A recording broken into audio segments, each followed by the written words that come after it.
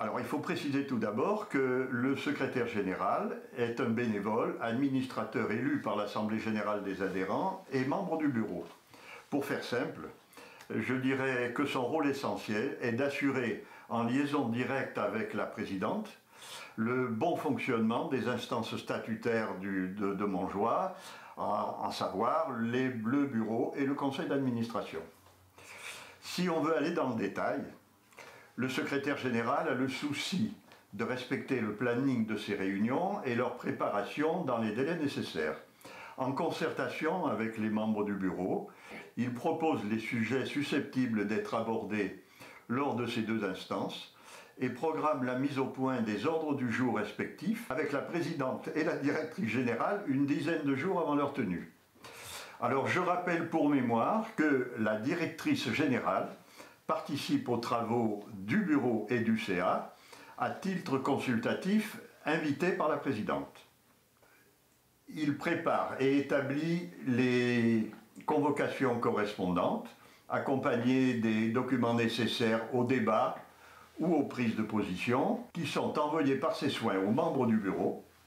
pour la réunion du bureau, et par les soins du secrétariat de direction à tous les autres administrateurs pour les réunions du conseil d'administration.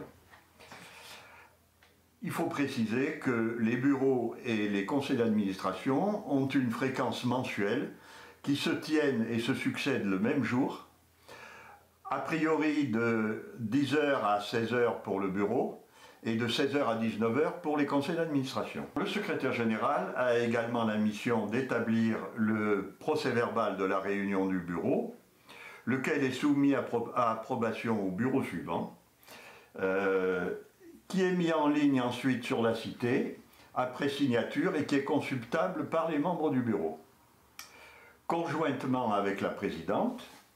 il signe le procès-verbal de conseil d'administration, établi par la secrétaire de direction, après approbation du conseil d'administration suivant. D'une manière plus générale, il lui appartient de veiller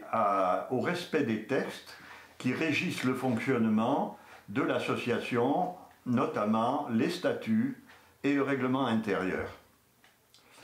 Par ailleurs, au même titre que tout administrateur, il est amené à s'impliquer également dans les travaux d'une ou plusieurs commissions techniques de pôle ou autres commissions ponctuelles ou permanentes mises en place au sein du conseil d'administration.